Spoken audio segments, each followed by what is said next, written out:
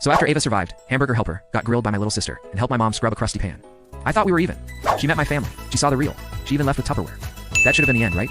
Wrong. Because 3 days later, she hit me with, "You should come to my place for dinner Friday. My parents want to meet you." I laughed. She didn't. She was serious. Now listen.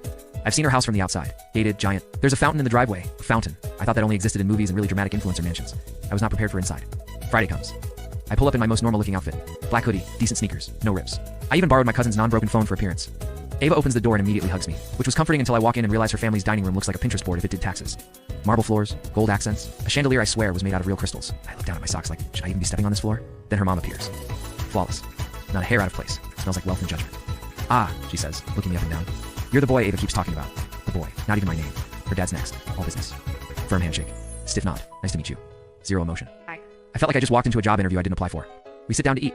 Now, remember, my family eats on plates that have cartoon characters from the early 2000s. Ava's family eats on dishes that look like they belong in a museum. And the food? I didn't even recognize half of it. I had to Google one of the things with my leg under the table. Conversation starts. Ava's mom asks me what my parents do. I say, my mom's a nurse, and my dad fixes cars. She smiles, the polite kind, and says, "Oh, humble beginnings." Ava shoots her a look. I stay calm, knew what game we were playing. Then her dad asks me, "So, what are your plans after school?" I go, "Honestly, maybe digital media?"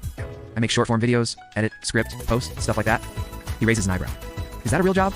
"Sir," I was holding back every instinct to say, "Ask Mer Beast." Ava finally jumps in.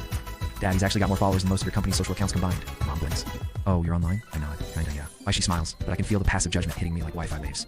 Then, I kid you not, they bring out dessert on a separate tray, like we're in a 5-star hotel. Little plates, tiny forks. Ava whispers, "You good?"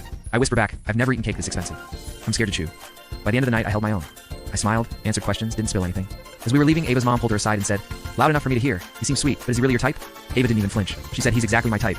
You just don't recognize it." We walked out. She grabbed my hand tight. In the car, I asked, "So, how bad was it?" She looked at me, dead serious.